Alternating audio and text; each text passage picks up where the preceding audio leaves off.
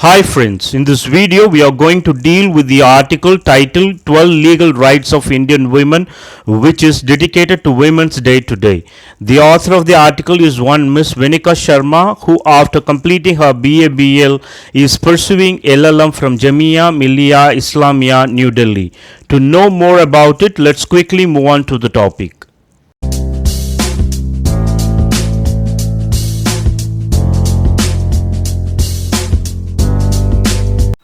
Awareness is the greatest agent for change. Good morning, everybody. We'll talk about 12 rights that our law provides for women in today's video. My name is Venika Sharma, and you guys are watching Anand Law Reporter.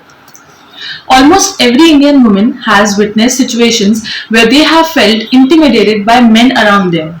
However, having laws does not completely suffice when they are exploited and misused.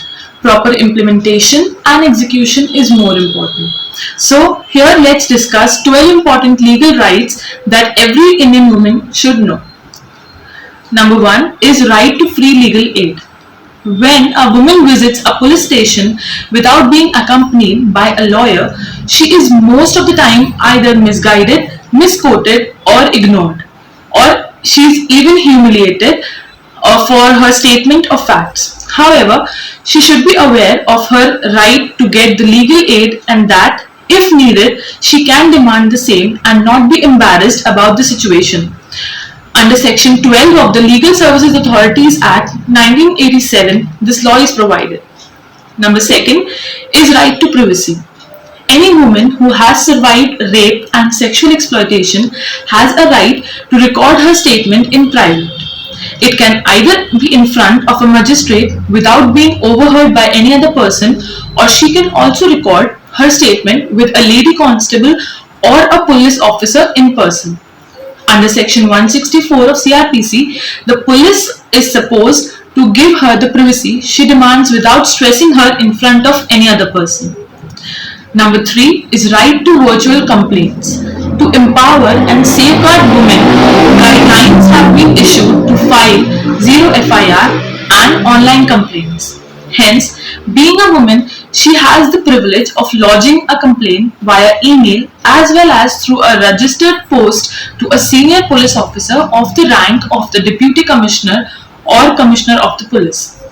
The officer then directs the station house officer, that is SHO, of the concerned police station of the area to carry out the investigation, and after investigation to examine the victim and then file the FIR. The police can then come to the residence of the victim and note down her statement. Number 4 is the right to no arrest. The basic thing which needs to be followed by the police during an arrest is that no woman can be arrested before 6 a.m. and after 6 p.m.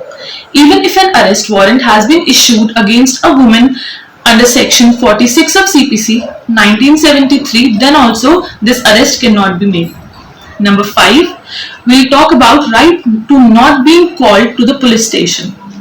A woman cannot be forced or compelled to come to the police station for interrogation under Section 160 of the CRPC.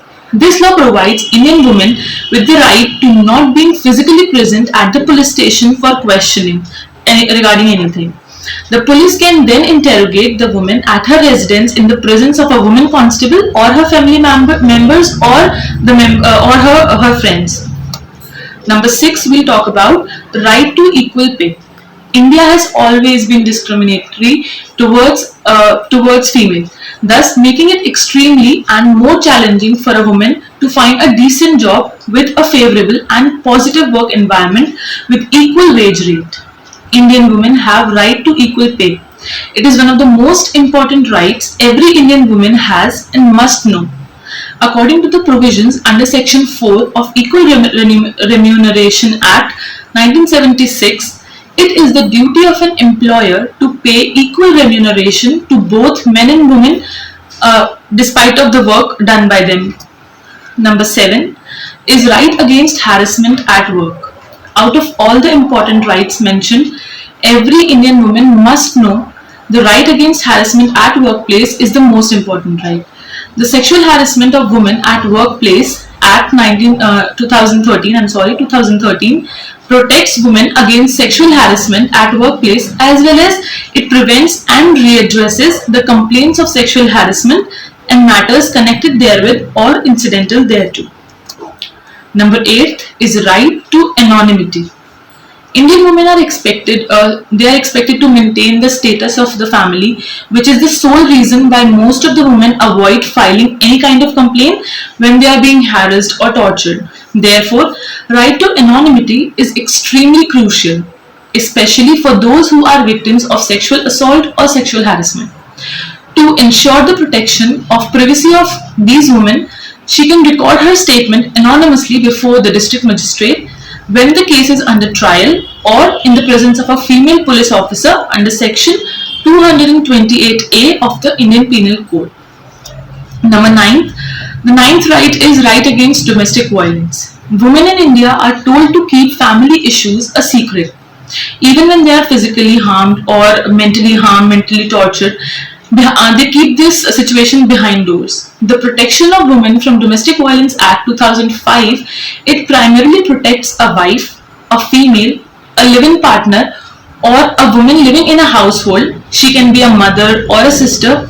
It protects them from domestic violence at the hands from the husband, from male living partner, or from other relatives. A woman or anybody or on her behalf can file the complaint regarding this under Domestic Violence Act. Number 10 is right to get maternity benefits. Maternity benefits are not merely a privilege of a working woman, they are the rights of a working woman. The Maternity Benefit Act 1961, it ensures that a new mother does not suffer any loss of earning following the period of 12 weeks after her delivery, allowing her to rejoin and rejoice the work which is done by her. Number 11th is the right against female feticide. It is the duty imposed on every Indian citizen to allow a woman to experience the most basic of all rights, that is, the right to life. The Preconception and Prenatal Diagnostic Technique Act 1994, it ensures that a mother's right against female feticide. It clearly provides for the prohibition of sex selection before or after conception and for the prevention of misuse of sexual determination leading to female child. Number 12, and the last right is right to equal share in inheritance. Under the Hindu Succession Act 1956, it allows both women and men equal share in the inheritance. Previously, this was not the case with women, but now they are being provided the equal rights as against the men, thereby setting new and positive rules and regulations to allow and empower women to get an equal share in the family property. So, these were the 12 legal rights that are in the favor and for the protection of the women. I hope you find it helpful. Thank you.